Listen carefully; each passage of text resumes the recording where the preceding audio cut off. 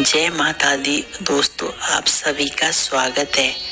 दोस्तों, पंडित प्रदीप मिश्रा ने बताया कि कलश स्थापना जितने विधि विधान से हम करते हैं, वैसे ही कलश हटाते समय कुछ विशेष बातों का ध्यान रखना चाहिए। चावल, हरे जौ और बात, साथ ही नवरात्रि के बाद कलश में जल और नारियल का क्या करें। लोग गलत तरीके से नदी में विसर्जित कर देते हैं, जिसके बाद उन्हें गलत प्रभाव देखने को मिलते हैं।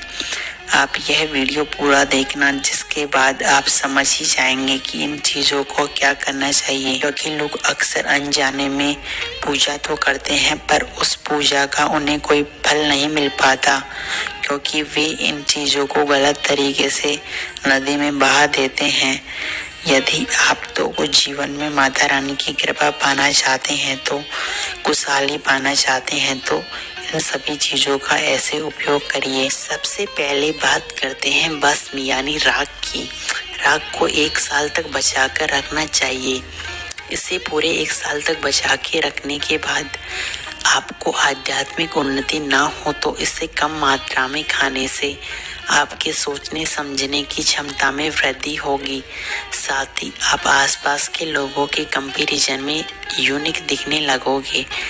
आप जिसकी भी पूजा करते हो, जिसका भी कोई कार्य सफल ना हो, तो उसे ये करना चाहिए, जिससे उसके संपूर्ण कार्यों में वृद्धि होगी। और हाँ, खास बात ये है कि छोटे बच्चे होते हैं, उन्हें नजर दोष की शिकायत होती है। उन्हें इसका टीका स्नान के बाद लगाने से नजर दोष निश्चय ही दूर हो जाता है। अब बात करते हैं कि नारियल की, जो कि कलश के ऊपर माता दी के आगे रखा जाता है।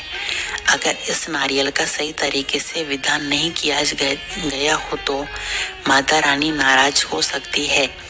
साथ ही आपकी 9 दिन की पूजा का कोई फल आपको प्राप्त नहीं होगा।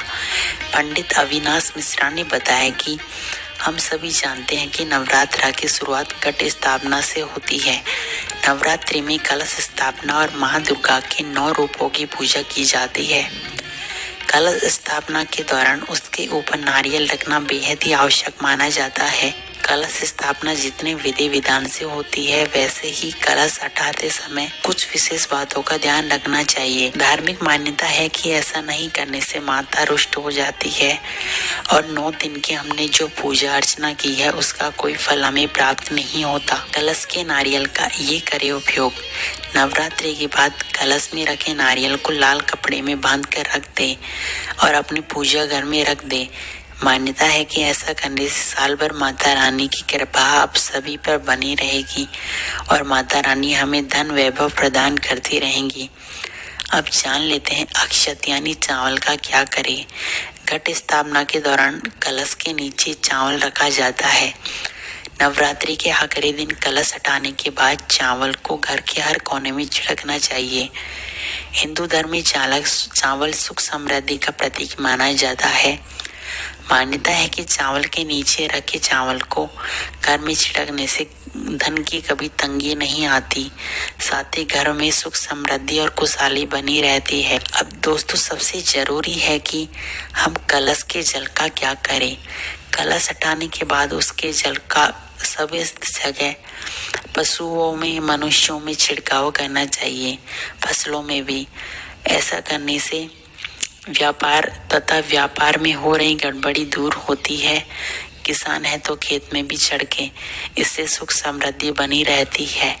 इसके अलावा हमें नवरात्रि समाप्त होने के बाद पूजा पाठ की सामग्री को नदी में प्रवाहित कर सकते हैं। माना जाता है कि ऐसा करने से किसी भी प्रकार का दोष नहीं लगता और पूजा का संपूर्ण फल भी प्राप्त होता है।